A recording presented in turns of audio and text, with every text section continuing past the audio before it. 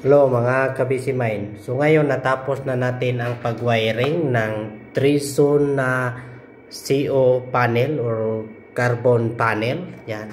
Itong isang linya na yan ay isang zone. So tatlong zone ito. Ngayon, ang kailangan natin ay yung carbon panel kapag nag-alarm, yung exhaust fan dyan ay gagana yan. So, kailangang magbigay tayo ng signal doon sa panel ng exhaust fan para mag-alarm para ang panel nila mag-trigger kapag nag-alarm yung panel natin. So, ang ginawa natin dito, nag-jumper tayo ng mga fire relay kasi tatlong zone ito. So, kailangan na kahit saang zone na ito ay gagana yung ating signal sa fire at gagana yung signal sa ating fire alarm at saka yung exhaust fan. So, yan ang tandaan natin. So, ang kinokontrol dito dapat magbigay siya ng signal doon sa fire alarm at saka sa exhaust fan. So kapag hindi natin nilagyan ng relay, yan. So iisang signal lang ang maibigay natin sa fire alarm at saka sa exhaust fan. Ito ay magkahiwalay na zone.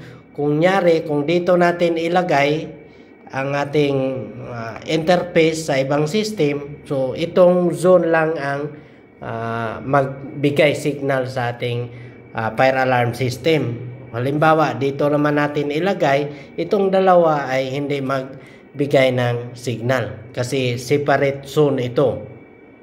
So ang ginawa natin, para kahit saang zone ito na mag-alarm, so magbigay siya signal lahat sa ating fire alarm panel at saka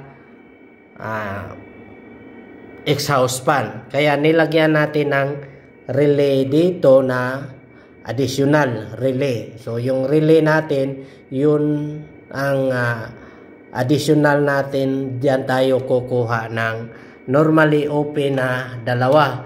Yung isa para sa fire alarm panel kapag nag-alarm yung CO or carbon monoxide, so kailangan mag-alarm din ng ating panel, fire alarm panel. So kapag